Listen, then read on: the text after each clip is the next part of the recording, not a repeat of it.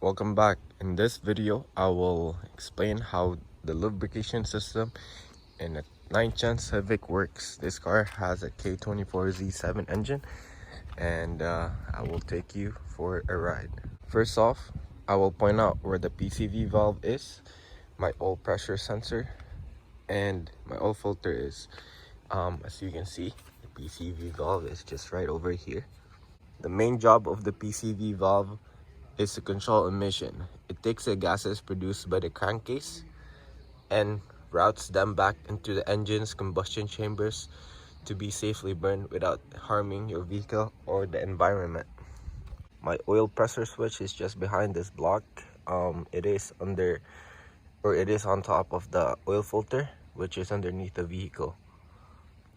One more thing to add is this car did not come equipped with a stock oil cooler.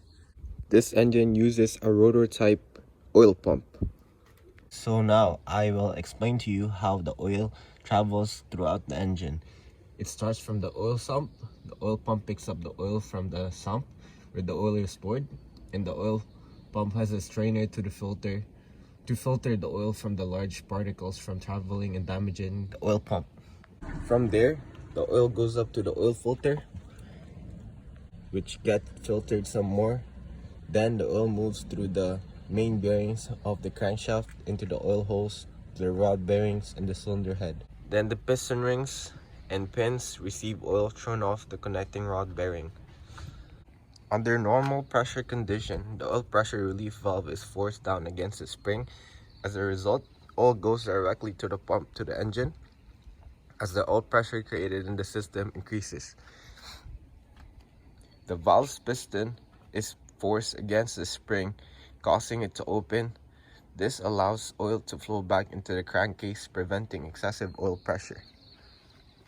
On this last part of the video, I will explain to you the procedure how to test the oil pressure light. So in order to test the oil pressure light, you have to take the oil pressure sensor out, which I don't have the tools or the stuff to do it at my house.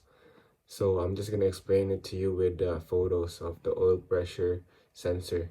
So in this procedure, you would need a blowgun, a multimeter, and you need the oil pressure sensor. The first step is to take the oil pressure switch out and to clean it.